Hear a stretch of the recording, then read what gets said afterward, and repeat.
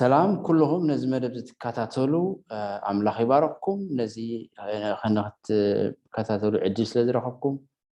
سلام كنيهم كتكونوا تسفاي قبل زي ما رابعي مصنعتي مالتي نايت تحيزنا زلنا أبزر بعزي أب مكرا أب أتون مكرا مسيوسوس أب تزبل أرستي أبسسو من تقرب زلو مدبي ونايسو من زي ما قز أنترينيا وركي مرأي زبليو قز أنترنيا وركي مرآي حجي أبزي نريو زلنا أبسئلي أبزي بتون حاوي أرلو أو زمخخة نقر أرلو نا يسوس سئل زمسل نرى لنا مخيخو يوز أرلو مالتيو سلذي مجمري أنت أين حنقبر زلنا إذا أرأس زمرتنا له مخنيات نتايو نسو منزي قز أنترنيا وركي مرآي مالت كابو نرخبو منفساو ملأخت قدمي مجمرنا بزعباتي RST سلمتاي كم زأمثل RST مريضنا جن كرمي مجمرنا جن نسألي مجمريا أملاخ كمرحنا بمنفسه مالتيو قدوس እግዚአብሔር አምላክ ሰማይን ምድርን ዝፈጠርካ ተመስገን ነመስግነካ ለና ህይወት ስለዝሃብካና ስለሁሉ ትገብረልና ሰናይ ነገር ተመስገን እጅድማ ቃልካ ከነጽንዕ ከለና መንፈስካ ምስተዋዓልን ምረዳእን ሃበና ሁሉም ነዚህ መደብ ዝከታተሉ ነዚህ መልእክት ሰምዑ ድማ ባርኩም በስም ኢየሱስ ንጽልይ አሜን حوراين بار كم تقدم زبلكو بزعبة RST مالتي زقص أنترنيا ورق مرآيسي كميلنا إنا منفساو ملأختي مصحف قدوسي RST جن RST بمتاعي تمريت وزبلكن رئينا حجي أبز حجي خب حارة مصحف توسدن دي إيمي كارميكايل أب هاجر هندي نوجد له سنات نابلم داوي أنترنيا ورق وسدتهم أما أكل إتجاه رحوي وعيز بله ما تيني الله نحسنا بره أبت ما تني الله حوس واس نايجون فرح مورن حمد وبن نبره أبت حوس واس دما ورقي تنصيفو نبره حوي نتحوس واس مس بلعو تورق تصري استخلع يخون تانترنيا ورقي نتورقي بمنقرقر يوصو أصبيق انت دا زي تصريو እንደገና مس حدش حوس واس أبت حوي يقمطو أبنفسو كف جزي نتورقنا أبت زنبرو حوي يقمطو خلو مقوت نايت حوي يوسخ نبره اتم جوجل لهصانات اتورقي خمس صري كميا بيتكات فلت إلهم حاتتو نغصي ابو كريم سكالكو كبل ملسه اذا حجي كاب ايمي كارميكايل learning of God Fort Washington Pennsylvania Christian Literature Crusade 1989 page 50 توسدي معناتيو مصحف كتبوا تقولوا ترخبوا تقولوا معناتيو حجي أملاخ كسرنا كم ورق كل عنا نمسلك غيرنا إزدلي زي مسرته وحساب مالتي كلهم يعني أب مسحق بستايلنا سب ملكه أملاخ فتيرو ناتو بحريات زنصبارق مالتي نيجزيه بحريات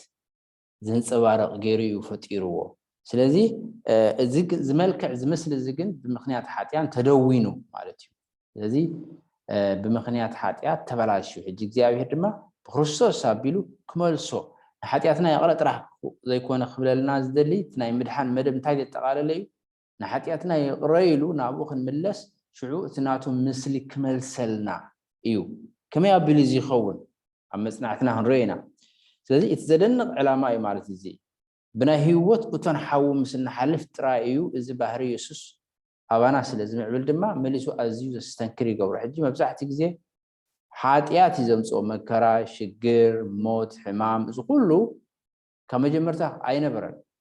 በሓጢያት ምክንያት እዚ መጸግን አምላኽ እውን ተኾነ ነዚ ውዱቅ ኩነታት ናይዛ ዓለምና ኩነታትና ሁሉ ይጥቀመሉ ማለት እዩ ይጥቀመሉ ለዙ ወብርግጽ ኢየሱስ መጽ ኮሎ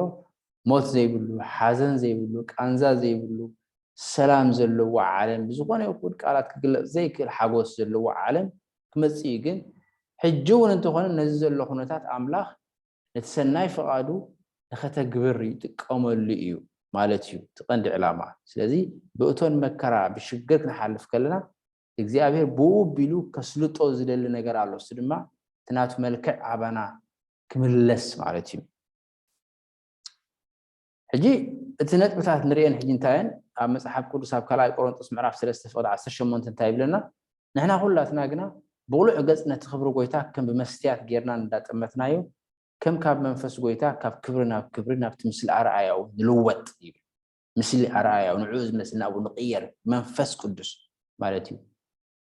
عبد صبح لا تغيرنا نعون مثل لك عبد سيلر هم لهم فيكم مستيات ترى مالت مثل خاص الذي لك كلماتنا إجابير مثل كمو ننسوارق مالتي كما يبيلنا إننا مثل يسوس نغير زبل حتى له عبد مسرح زي كنقبرو زلنا نقردو ألوي حجي تنتبتات نريو انتاي حجي تشتو انتاي تعلامة نملك عملاق من صبراغيو كم ورق مخوانيو توصيت كنتايو بحرياتنا مقلوبات عوت أب قيتشت انتاي مالتي قيتشت زعالم زيا أب وقع لنا أبنتها مسحب قبل سايب لنا أب سماي وقع كوني ميكائيل ملائكتون مستقبل مس ملائكتون تواقو أشعروا مدما سفروا ما بسماء يترخبا نعم مدر تدربوا شيطان ملائكتون يبل تسعيروا جن وقع بسماء جميرو أبز مدر زلما أصفح فيحو تارا ويدما قرأ ناتكن تايو أبز مغنيات أب حادي وياب أبناء يقول لخرسوسنا وياب يقول سيطاننا أما أكل زبها النجار يلبون ስለዚህ ኣብዚ ውግእ እዚ ክንጉልብት ወይ ድማ በባህርያትና ትመልክዕ ኣምላኽ ከምዕብል ከም ዘለዎ ከመይ ኣቢሉ መጽናዕቲ ክሕብረና እዩ ስለዚህ ተዓወት ድማ ከመይ ኣቢልና ንረኽቦ ስለዚህ ትዘሉና ደገፍ ድማ እንታይ እዩ እዚ ድማ ብዛዕባ ማሕበረሰብ ወይ ሕብረተሰብ ምስ ካልኦት ሰባት ዘሉና ርክብ ምስ ድማ እንታይ ማለት ምዃኑ ምዚ ኣርእሲ እዚ ኣተሓሒዝና ክንሪኦ ኢና ማለት እዩ ነግረ መገደይ ኣብ ስእሊ ዝትሪእዎ ዘለኹም ሰለስተ ሰባት እዚኣቶም መን እዮም إيوب أنا إيوب سئلي مثل تباهيلو مالتي إيوب يسأله ثلاثة أعرف متيم كتسأنا عوّه خلو مالتي نرجع زلنا إذا ما كما يبيلو مستي أما صنعتنا تتحاحيزو خارج نرينا ملك عملاق من صبرام حجين تاي نتم قدم زفلطو من السنو بزحات حواس بخروم من تكون نمثل ودو كمسلو قدم مدبهم حجين نمثل ودو كمسلو فانا نخرسوس كمسلو بهرة حاونا كم سب مالتي ስለዚህ ንዑ ክንመስል ንስኻን ንቡ ይመስል ነይሩ እንታይ ማለት እዩ ዝምስል እዚ መልክዕ ባህርያት ወይ ድማ ካራክተር ማለት እዩ እዚ ባህሪ እዚ ከመይ ኢሉ ይምለሰልና ንምስሊ ወዱ ክንመስል ይትመደብ ኣምላኽ በመጀመርታ ኣምላኽ እንደቂ ሰብ መልክዑ ከም ምስሉ ፈጠረ ይብለና ዘፍጥረት 1:27 ይኹን እምበር ሓጢኣት ንመልክዕ ኣምላኽ ኣብ ደቂ ሰብ ንዘመናት ዝኣክል ኣበላሽይዎ እዩ حاده كاب شتتات ونجيل ملك أملاك نبنا بلاسيو نمثل ودوخ مثل قدم مدوم حجي نو أملاك كلنا نسحاك نسحك لنا أملاكنا حياتنا قريب لنا قل بوا يكون نزودا نتملك عدما يمثلنا كروسوس بلبنا بأمنة يحذر شو نعون مثل بحرياتنا كله نعو يمثل لذي أبزح جزية بزح حاجات أمي إتنا ونجيل ملو بملو أي نجارني حاتياتك راح غلط حديقلك بحريق نبت زنبركايو نابرات نبر مالت أيكون عندك أخم تقول تنايس كريستوس بتفعل على أجات أمس تزاربون تا أبزم الترخ بس سبيت تايلو أنا ون أي فرد كني جن دقيم كحاتيات هتبدل حاتياتك غلط تباهي لك جن دقيم كاد ما تتجبروز نبرك حاتيات تجبر نحر الله خان يبحكي نسحة تخان ويت مدحان أي تقبل كايون مالتي لذي أبزت أجد داس نجر مالتي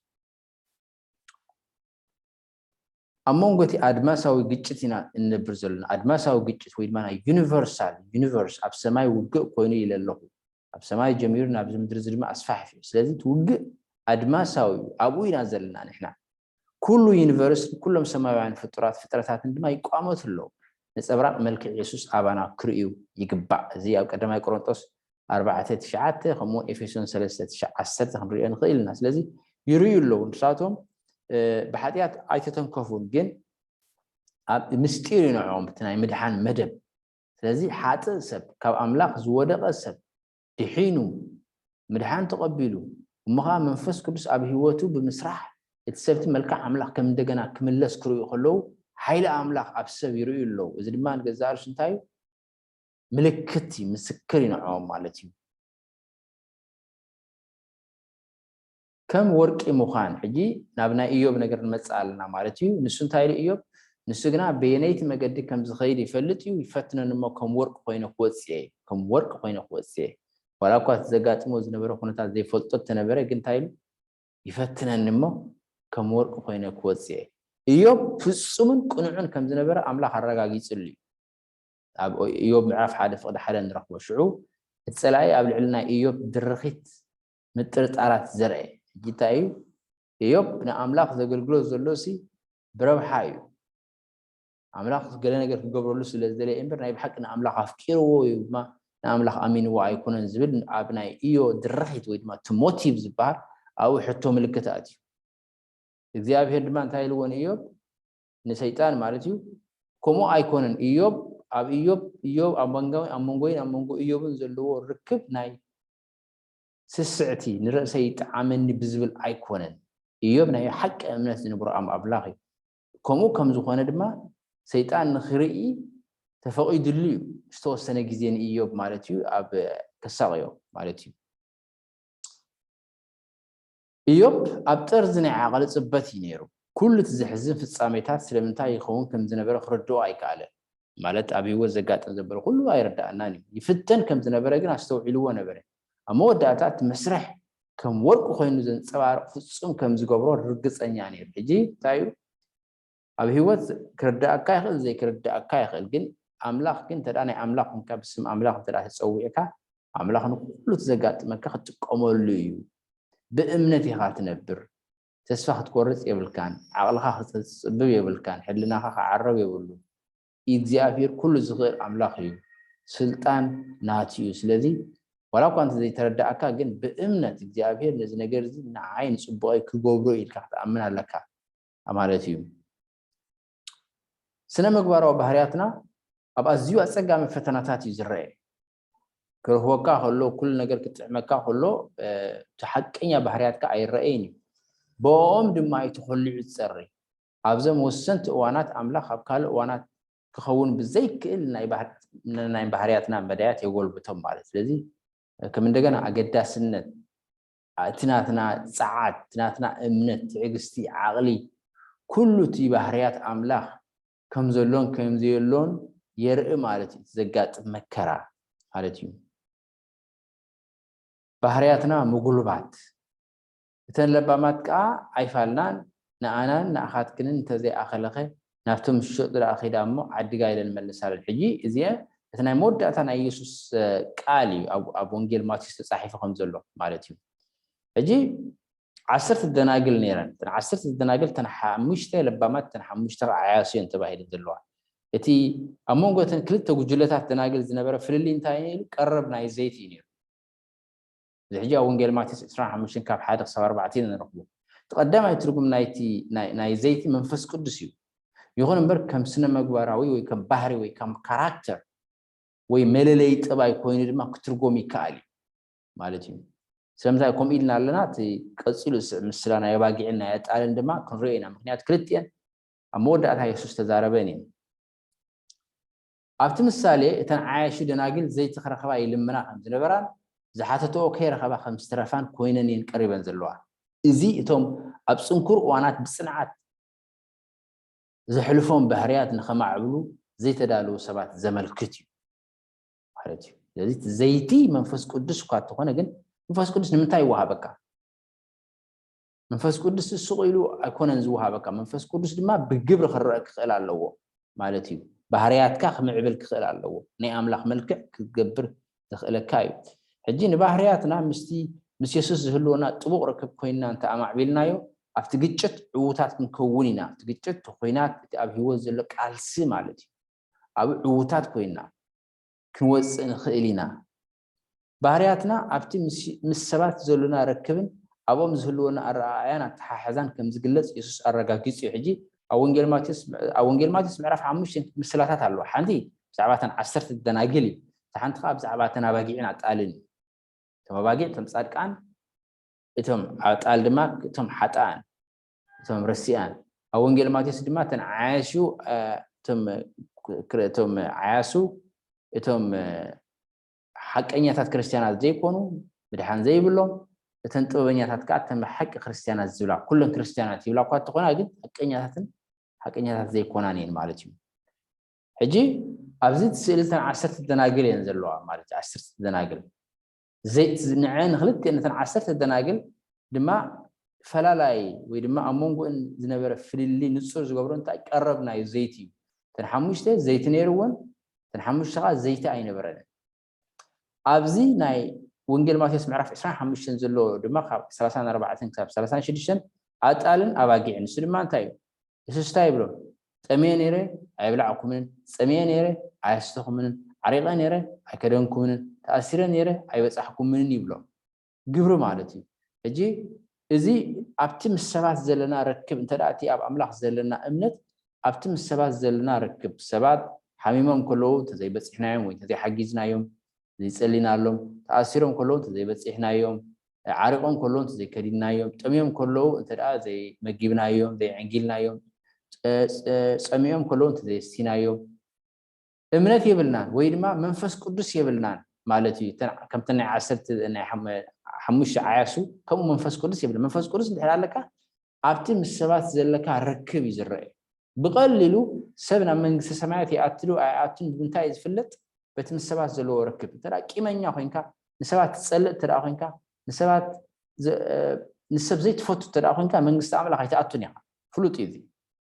معناته أبتي أبسماعت نبرة بناي لنا هنسأل خلنا أنتين نبي أبسماعت نبرة بنا سمكاي قدس من ساعات نساء فقط كخمسة أبسماعكم ما مدري يخون عائلات نجارنا لو ميها بنا نحنا نزود لنا كم زحدقنا لهم بدلنا حدقلنا انت حزلع نحنا نزود لنا حدقنا لهم بدنا حساوني خاوس حقينيا عاد صلاه زفلت قالو ግን ክንደይ ሰብዩ ነዚ ጸሎት ዝጽልዩ ግን እንታይ ከም ዘሎ ዘይፈልጥ ፍላብና ኣብናይ ህዝብና ብግዝ ስለ ዝብልዎ ብግዝ አቡነ ዘበሰማያት ይብልዎ ኣብኡ ግን እንታይ ይብሉ ንኻልኦት ሰባት በደሎም ከም ዝሓደግናሎም በደልና ሓደገልና ይብሉ ግን ብቋንቋ ግዝ ናይ ብሓቂ በደል ካልኦት ሰብ ሓዲግካ ቂመኛ ይኮንካ እንዲኻ ንሰባት ኣይትጸልእን እንዲኻ ንሰባት ትፈቱ ዲኻ ስለዚ ንሕቢ ሕጽር ብዝበለ እቲ ምስ ካልኦት ሰባት ዘለካ ረክብ ንስኻ ናይ ብሓቂ ንመንግስቲ ኣምላኽ ተኣቱ ዲኻ ኣይተኣቱን ይፍልጠካ እዩ ወይ ድማ መንፈስ ቅዱስ ኣለካሎ ይብልካን ይፍልጠካ እዩ ወይ ከተን ሓሙሽተ ጥበበኛታት ደናግል ዲኻ ወይስ ካብተን ሓሙሽተ ዓይሽ ደናግል ዲኻ ኣበይ ከም ዘለካ ይፈልጠካ እቲ ምስ ሰብ ዘለካ ረክብ እዚ ድማ እንታይ ጭቡጥ እዩ ወይ ድማ በእንግሊዝኛ እንታይ ይብሎ ታንጂብል ኮንክሪት ብዝኾነ መንገዲ እምነትካ ክረአ ይኽእል ንኻልኦት ሰባት ኣብ መጽሓፍ ቅዱስ እንታይ ዝብል ብርሃንኩም ኣብ ቅድሚ ሰባት ይብራህ ነቲ ሰናይ ግብርኩም ርዮም ነቲ ኣብ ሰማያት ዘሎ ኣቦኹም መታን ከመስግንዎ ይብል ስለዚ ብሕፅር ብዝበለ መንፈስ ቅዱስ ከም ዘለካ ብምንታይ ዘርኢ በቲ ምስ ካልኦት ሰባት ዘለካ ንኻልኦት ሰባት ኣብ ፀገሞም ኣብ ሽግሮም ኣብ ከምኡ እንታይ ቃውም መትከልካ እንታይ የርኢ ማለት ስለዚ ክልተ ምስላታት أزينا قدستين مالتي أو وانجيل ماتيوس 25 كحد 25 زلوا بسعبات منفس قدسن جعلتنا عسرت الدناقلن زي ما بزعباتنا باقيين عتقال لذي نفسه كفنا حتى نخيلنا من السبات زي اللي كاركب انتاي كيما ياريخا بزعبات السبات كتحمت وعل ديخا نسبات تسأل ديخا نسبات بقى نسب زنزن عين بلينا مدري حجريا مدري نعم ديابي هيريا عفزخونا يخوني حجر بزي قد السب مالتي نسب تسألق ديها نسب تسألق تقينك من السماء تأتونيها ملكتي مدحان بمنتهى مسألة له جن ملكتي نسن وعلو مالتي جن كورسوس مسألة وتسب جن كابجزار صح حيلي بالكان جن نسب تسألق أنت داوخينك إيمانيا أنت داوخينك أنت يا أخا إتي مسألة زلك ركب نايب حق نسخنا السماء تأتلو أي تأتون ينقركاي انت الان تمسبات زلك ركب نسبه حماق انت لا خوين مدحان يدلك انا كورسوس كتمصال لك معناتي ስለዚህ ባህሪያትና ከነጎልብት አለና መንፈስ ቅዱስ ባህሪያትና ከነጎልብት ናይ ክርስቶስ መልክዕ ንኽህልወና ኢሉ ዝዋሃበና ማለት እዩ ኣብ ዓለም ዘሎ ግጭታት ንሰማያዊ መገባእያታት ዝበቅዕ ባህሪያት ንኽነማዕብል ብምስጢራዊ መለኮታዊ ኣሰራርሓ ኣምላኽ ዝተዳለወ ኣዝዩ ኣገዳሲ መሰልጠን እዩ ኣባላት ንጉሳውያን ስድራ ቤት ደቂ ኣምላኽ ክንከውና ዝፀዊዕና ነቶም ንኣምላኽ ዘፍቅሩን ንገዛእ ርእሶም ንፍቓዱ ዝውፍዩን ድማ ኩሉ ነገር ንሰናዮም ይድግፎም ከምታ ቀዲመ ዝበልክዎ እዩ ሕማቕ ነገር ሕማቕ እዩ ግን እግዚኣብሔር ብምስጢራዊ መለኮታዊ ኣሰራርሓ ነዚ ዘሎ ፅንኩር ኩነታት እውን እንተኾነ ንፅቡቕ ይጥቀመሉ እዩ ማለት እዩ መጽሓፍ ቅዱስ ከም እሾኽን ተኾርባን ተባሂሉ ኣሎ ግን ኣምላኽ ንኩሉ ክጥቀመሉ ንሱ ዘይክእሎ ነገር ዋላ ሓንቲ የልዎን ኣብኡ እንድሕር ኣሚንካ ኣብኡ እንድሕር ፀጊዕካ እግዚአብሔር ኩሉ ሰዓት ኩሉ ነገር ንሰናይካ ክገብሮ ይኽእል እዚ بإيلين وايت تصحفه مصحافي اور هاي كولين زبل بإنجليزية تنببو تقوليهم مصحاف زي اور هاي كولين بإيلين جوايت عوت أبجتشت مالت هجي بزحات كتصوري كتصعدوا كل عون يوم توم رسيان جنا رسينات كجوري يوم توم توبنيات يوم دستو علوم توم رسيان سحادك وعكستو علني لذي أمودة أتعلم مالتي أجي أمسحف نبي دانيال رأي يوحنسن أمودة أتعلم دكسب أكل توجلتات كم زكفافولنا ند توم نسهان رسيان توم دستو علن ليستو علن نابنة أونجيل ما تسعة حمشن أباقين أتقال انتباهيلو مالو ويدما توبنياتات دناقلن عايش دناقلن تباهيلو بستفلا لي ملك تقليص له أبزد ما نسهان رسيان مستوى عالتين زي مستوى عالتين تباهيلو لذي أب دانيال عسرت قلت عسرته أبرا يوحنس إسران كلتن إسران حدن دما مسحاب قدس كتنببو تقول يوم بمسرة نبي إرمياس تجزيان يعقوب جزية سببا يتباهيلو له أب إرمياس 3 فرشوعاته جزية محرات مستودة أملاك كل ساعة أي صبيني جزية محرات مستودة توم دحونات أبناء مودة تعاوتين كوسحن كسوري كنصهنيهم كساع شعقن توم أوكيات كي قارصوا عن صار أملاك تغوريهم كشفتيهم من جزية له معاج جزية له عبد السئل نريد زلنا حدين تاني نريد زلنا بزي يسوس كم تسخلو خلط عن السبات كلت يوم زوجل توم حدا قاعد حن مساء كلنا زولو خلو توم حدا جن قصو خريون أي كلنيهم ثم أواقع ثم تعال ويد ما تنعايش لنا قل مالتي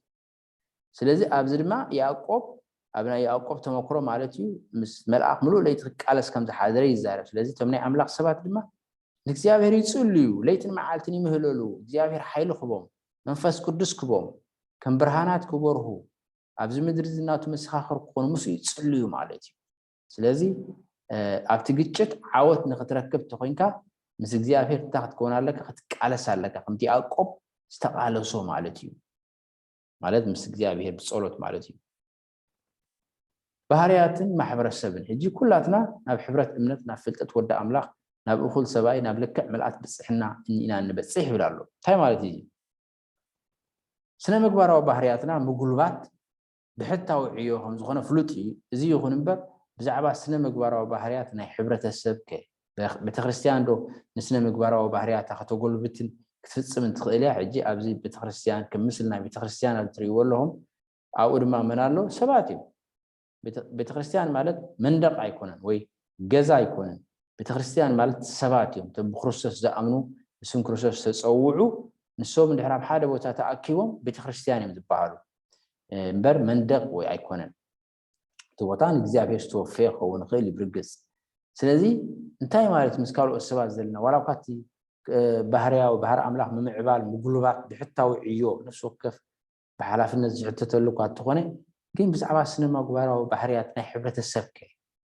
ቤተክርስቲያን ከ ማለት ምስካሉ እስባት ማለት ከመይ ይኸውን ስነ ምግባራዊ ባህሪያት ናይ ቤተክርስቲያን ድምርን ምትሕብባርን ናይ ነፍስ ወከፍ አባል ስነ ምግባራዊ ባህሪ ስለዚህ ኩልና أبو زلنا أي كلنا تحويسيو إتناي ناي بيت خريستيان زخون مالتيون نخالو قلت إن محجاز كنت تحوابر كلنا بحري سعر بحريات سعر إذا ما نخلهم سماع عن فترات حياة المسكرناتي إنتاي مالتيو كن حبر كلنا ترى أمس قالوا السوازي حبيرنا أبا أملاخ زمتا قديمنا تقصناي أبا أملاخ زلنا أمنت إتمس قالوا السوازي زلنا ركب نسيو زريو ندحر أبو ጽቡቅ ርክብት ዘይብልና መስባት ሽግር አለና ማለት እዩ አምላክ ድማ ቦይ ዝረየና ናይ በሐቅ እምነትና ተራእ ኮይኑ ስለዚህ ሰባት ክንህሉ ከለና ንበረኸት ይብናዓና ምስኦም ዓቅልን መሃር ምስኦም ትዕግስትን መሃር እቲ እምነትናስ ናይ በሐቂ ሐቀኛ ልዩ ሐቀኛ አይኮነን ምስ አምላክ ዘለና ርክብ ጥዑዲ ጥዑያ አይኮነን ኣብቲ መስባት ዘለና ርክብ ስለዝረአ ስለዚህ ሰባት እንነብረሎም ስድራ ቤትና ኮኑ ኮሉ ቤተክርስቲያን ኮኑ ተፈላለየ ማህበራዊ ናብራ كون خيل جن نسو كم بركة كرة خيل على انت دا عملاق ويكرسوس ترى أخو انت عزيز قد سنانا عنا ثلاث سبعة دماني انت دا بتمس زلنا ركبت دا أخو منتنا حق إنيا مخان زي الرجاج سلزي مسبات من برنا كم بركة كنقصرو علنا مالتي عملاق تابزح زعينتات طبب حجي بتاع محبر غيره نتم أب سماع زلو الشمتات من سلطانات من انتخاف لطوم زعجي መጽሐፍ ቅዱስ ዓሚቕ ዝኾነ ርድኢት እንድሕር ዘይብልኩም እዛ ኣርእስቲ ክብር ተዓከሙ ክእል ክኸውን ግን እዛ ቤተክርስትያን ወይ ድማ እቲ ሰብ ምስ ወደቐ ክርስቶስ ከድሕኖም ምስ መፀ እቶም ካልኦት ሰማያውያን ፍጡራት ምስጢር እዩ ንዕኦም ምክንያቱ ንሳቶም ናብ ሓጢኣት ስለ ዘይወደቑ ሰባት ደቂ ሰባት ንሕና ናብ ሓጢኣት ዘለና ስለዚ እቲ ኣባና ዝግበር ናይ ኣምላኽ ናይ ምድሓን ስራሕ ንዕኦም ምስጢር እዩ ተኣምራት እዩ ስለዚ ኣምላኽ ሽዑ ትናቱ ገይርዎ ዘይፈልጥዎ ነገራት በቲ ኣባና ዝገብሮ ነገር ክገብሩ ከሎ ይግረሙ ሓድሽ ነገር ይመሃሩ ኣለዉ ማለት እዩ ስለዚ ኣብቲ ኣብ ደቂ ሰባት ዝግበር ናይ ምድሓን ስራሕ ናይ ኣምላኽ እቶም ኣብ ሰማያት ዘለዉ ፍጥረታት መላእኽቲ ኩሎም ይግረሙ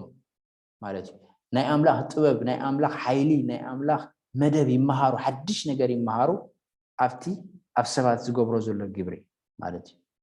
ስለዚ ሓደ ሰብ ናብ ክርስቶስ መፅኡ ሓደ ሓጥእ ኣብ ሓጢኣት ጠንቀላዕላዕ ዝብል ዝነበረ ፈፂሙ መልክዕ ኣምላኽ ዝጠፍኣሉ ሰብ መፅኡ ተነሲሑ ይቕሬታ ሓጢኣት ረኺቡ ናብ ኣምላኽ ክመፅእ ከሎ ንክርስቶስ ክፈልጦ ከሎ መንፈስ ቅዱስ ኣብኡ ሓዲሩ መልክዕ ኣምላኽ ክምለሰሉ ከሎ ዝተኣምራት እዚ መቐይሮ እዚ ክርእዩ ከለዉ ኣምላኽ ኣብቲ ሓጥእ ሰብ ዝገብሮ ዘሎ ይርእዩ እሞ ይግረሙ ምክንያቱ ንሳቶም ስለ ዘይወደቑ እንታይ ብተመክሮ ኣይፈልጥዎን እዮም ስለዚ ኣምላኽ ይብል እታ ብዙሕ ዝዓይነታት ጥበብ ሕጂ በታ ማሕበር ገይሩ ማለት በታ ቤተክርስትያን ገይሩ በቶም ብክርስቶስ ዝኣምኑ ገይሩ እቶም ኣብ ሰማያት ዘለዉ ሽመታትን ስልጣናትን ምእንቲ ከፍልጦም እዩ ሽመታትን ዝተፈላለየ ሰማያዊ ሰራዊት ማለት እዩ መላእኽቲ ዝተፈላለየ ማዓርግ ዘለዎም ዝተፈላለየ ስልጣን ዘለዎም ዝተፈላለየ ሓላፍነት ዘለዎም ሕና በይና ኣይኮናን ኣብ ካልኦት ሰማያት ድማ ኣለዉ ካልኦት ፍጥረታት መላእኽቲ ኣለዉ ማለት እዩ ስለዚ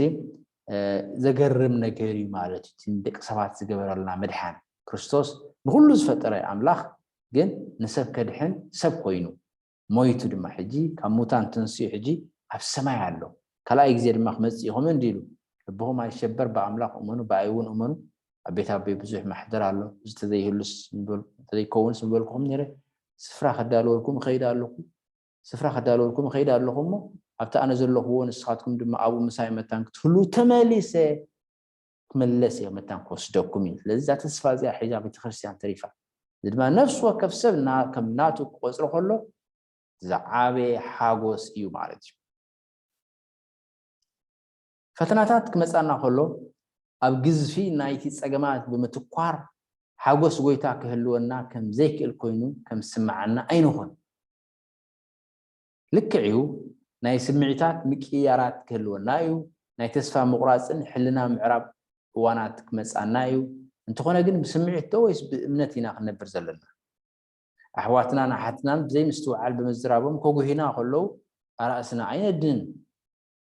ኣብ ናይ ፈተናን መከራን ጓህን ሓዘንን ተስፋ ምቁራፅን ዓለም እንነብር ከም ዘለና ኣይንረስዕ እዞም ከምዚ ዝበሉ ተመኩሮታት ዝመፁና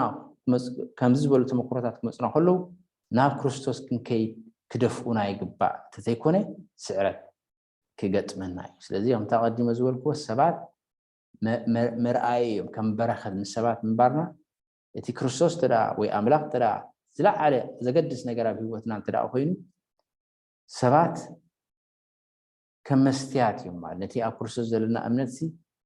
ሓቀኛ ድዩ ወይስ ኣይኮነን የፍልጠና ማለት እዩ ስለዚ ኣፕወርድ ሉክ ትብል መፅሓፍ ብኤለን ዋይት ድማ ክትሪእዋ ትኽእሉ ኢኹም ከተንብብዋ ትኽእሉ ኢኹም ማለት እዩ ስለዚ ብሕፅር ብዝበለ እቲ ናይ ሎም መደብና ከምዚ ነይሩ ናይ ገፅ አንጥረኛ ወርቂ ምርኣይ ዝብል ስለዚ መልክዕ ኣምላኽ ስለዚ ነፍሲ ወከፍና ኣብ ዘለና ዝተፈላለዩ ዓይነት ናይ እምነት ደረጃ ዘለና ክኸውን ንኽእል ገሊና መፅሓፍ ቅዱስ ነንብቦ ንፈልጦ ክኸውን ንኽእል ገሊና እውን ዘይንፈልጦ ክኸውን ንኽእል ግን ናብ ክርስቶስ መድሓኒ ክርስቶስ ጥራሕ እዩ ንሓጢኣትካ ይቐረ ክብል ዝኽእል ክርስቶስ ጥራሕ ኩሎም ሓጢኦም ክብሪ ኣምላኽ ስኢኖም እዩ ዝብል ናይ ዘለኣለም ሂወት ከመይ ጌርካ ትረክብ ብኣምላኽ ተኣምን ብክርስቶስ ተኣምን ማለት እዩ ንሓጢኣትካ ትናዘዝ ትእመን ትንሳሕ ናብ ኣምላኽ ድማ ትምለስ እቲ ክርስቶስ ንሰብ ዝገበሮ መስዋዕቲ ድማ ትቕበሎ ሽዑ ክርስቶስ ኣብ ውሽጥኻ ይነብር ይሓድር ብመንፈሱ ኣብ ፀፅባሕ ድማ እንዳሓደሰካ ይነብር ማለት እዩ ቃል ኣምላኽ ምንባብ ኣብ ቀፃሊ ከም ምግቢ ትምገቦ ኩሉ ሰዓት ስም እግዚኣብሔር ትፅውዕ እግዚኣብሔር ብሕፅር ዝበለ ይመርሓካ ንሂወትካ ማለት እዩ ስለዚ ዝኾነ ሕቶ ሓደስቲ እንተደኣ ኮንኩም ዝኾነ حتتات ندحر لكم ناي قدنا ابتي يوتيوب سلازقتو او صحفوا تقوليهم زكون حتتات نسل ما خنيب نخلينا مالتي مو املاح يبارككم سلازي سنبرنا غيزي نزي مدد نختكاتاتلو سلا خالكم እግዚአብሔር ይባርኩም ሕጂ ድማ ከምቲ ብጸሎት ዝጀመርናዮ ብጸሎት ድማ ክንውድኦ ኢና ሞንጸልይ ቅዱስ ቅዱስ ቅዱስ እግዚአብሔር አቦ ነመስግነካ ለና ስለዝነበረና ጊዜ ሁሉም ነዚ መደብ ዝሰምዑ ባርኩም ወአምላኽ ነው ንዓኻ ክንመስል ከምተን ጥበበኛታት ሓሙሽተ ደናግል ክንከውን ዘይቲ መንፈስ ቅዱስ ዘለና ክንከውን ከምተን ኣብቲ በአባጊዕን በአጣልን ተመሲሉ ዘሎ ድማ ከምተን አባጊዕ ክንከውን ወአምላኽ ኣብ ካልኦት ሰባት ብዘሎና ረክብ ተሐቀኛ እምነት ከነርኢ ክንክእል ንኹልና ምሳናኹን ሁሉም ነዚ መደብ ዝሰምዑ ባርኩም ምሳናኹን ተመስገን ጸሎት ስለሰማዕኻዮ بسم تفكروا ودخ يسوع نصلي آمين بار أملاخ يبارككم أبتقصار مدبنا حمشا كفال كتاب نراقب سلام كنن بار